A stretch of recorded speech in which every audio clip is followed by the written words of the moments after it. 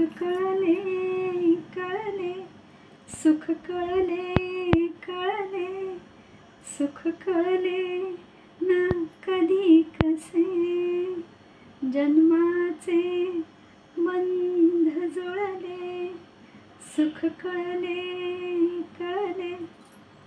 नमस्कार, मी सुवर्णा, तुमचं माझ्या चॅनलमध्ये खूप खूप स्वागत आहे. पहा ना, सुख हे कळणं महत्त्वाचं आहे ना.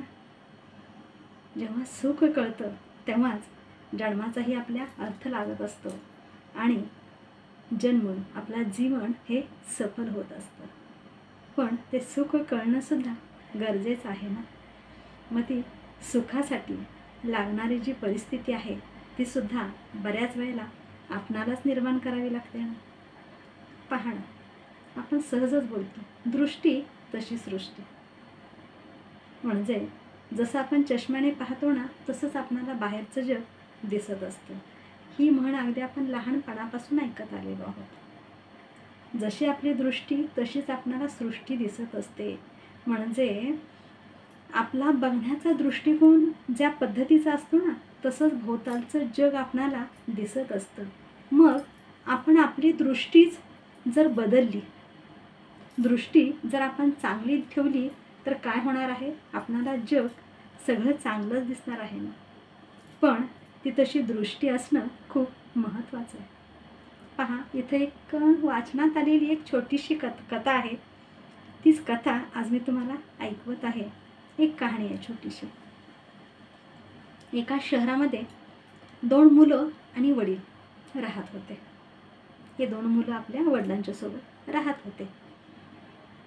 आणि मग वडील परिस्थिती बेताची आणि वडिलांना सगळ्या प्रकारची व्यसनं होती.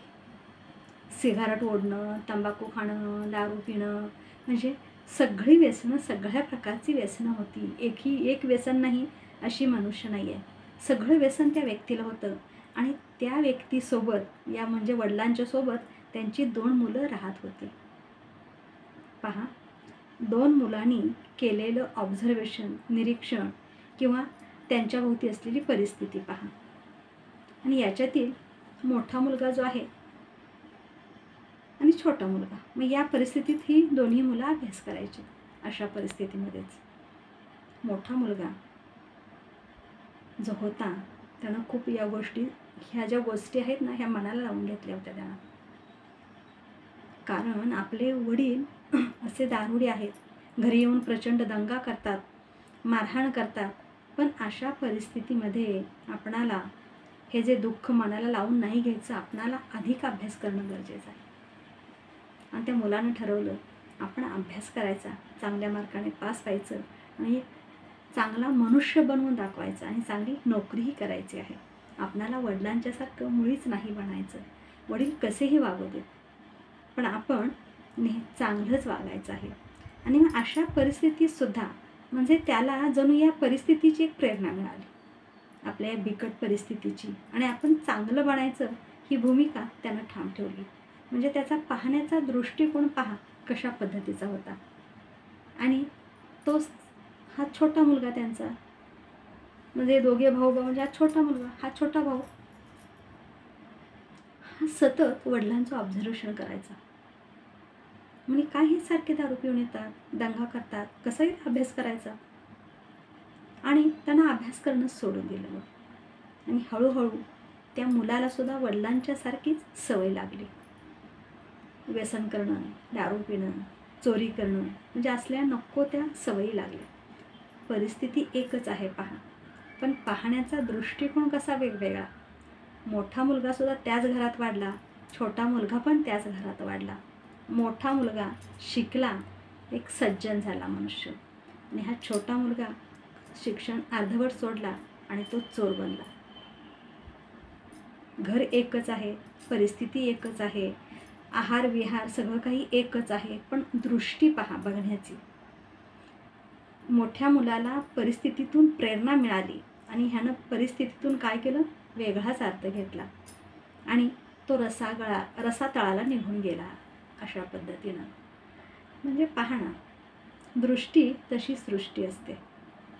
त्यानं पाहण्याचा दृष्टिकोन सकारात्मक ठेवला मोठ्या मुलाने, की आपणाला या परिस्थितीतून बाहेर पडायचं आहे.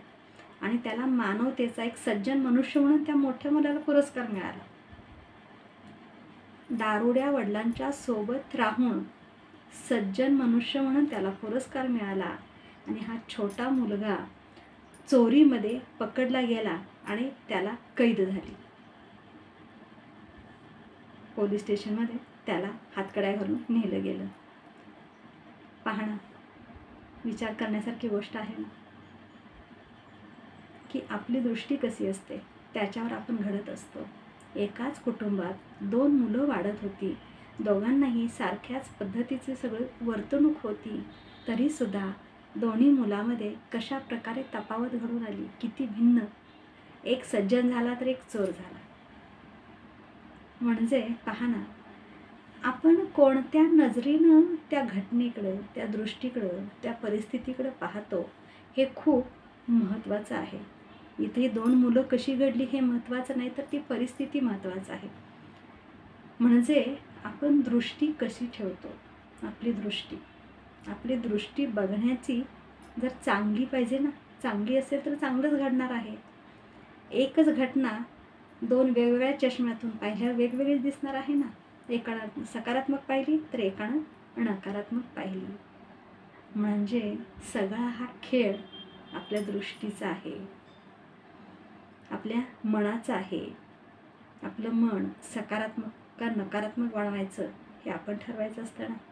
आणि मगच तशा प्रकारची योग्य परिस्थिती आपण ती निर्माण करू शकतो. भले परिस्थिती कशी असू दे, पण आपण ती मनाने आपल्या भोवती परिस्थितीचं एक चांगलं वलय निर्माण करू शकतो. कसे वाटले विचार अवश्य सांगा. तोपर्यंत स्वस्थ राहा, मस्त राहा, मजेत राहा, आनंदी राहा आणि उत्साही राहा. आणि इथं हो, अजून एक तुम्हाला उदाहरण देता येईल, तो म्हणजे बिरदेव मेंढपाळांचा मुलगा.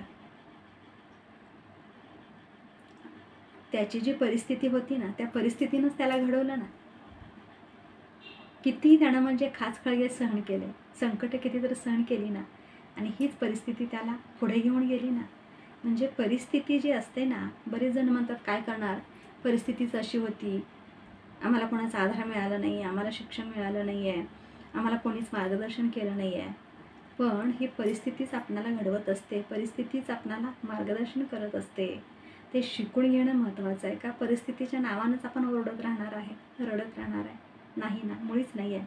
अशा परिस्थितीमध्ये सुद्धा आपण काय करायचं, आपली भूमिका काय आहे हे महत्त्वाचं असतं ना. तर योग्य परिस्थिती, चांगली परिस्थिती ही आपण निर्माण करायची असते, आपण ती घडवून आणायची असते. तरच आपण घडत असतो. म्हणजे आपली दृष्टी चांगली ठेवलं ना, दृष्टी आपली चांगली ठेवली की सर्व काही चांगलंच आपणाला भेटत असतं. मग चला, आजपासून परिस्थितीकडे त्या सकारात्मक दृष्टिकोनाने बघा, नकारात्मक दृष्टीने नाही. म्हणजे दृष्टी तुमची साफ, स्वच्छ आणि नितळ ठेवा. सगळं जग तुम्हाला चांगलं दिसेल. दृष्टीच जर तुमची दूषित असेल तर सगळं तुम्हाला दूषितच दिसणार आहे. जर तुमच्या चष्म्यावर धूळ असेल तर बाहेरचं जग तुम्हाला अस्पष्ट दिसणार आहे. जर तुमचा चष्मा साफसुथरा आणि स्वच्छ असेल तर नजारा सुंदरच दिसणार आहे. म्हणजे दृष्टी तुम्ही कशी ठेवताय ही खूप आणि खूप हे महत्त्वाचं आहे. धन्यवाद.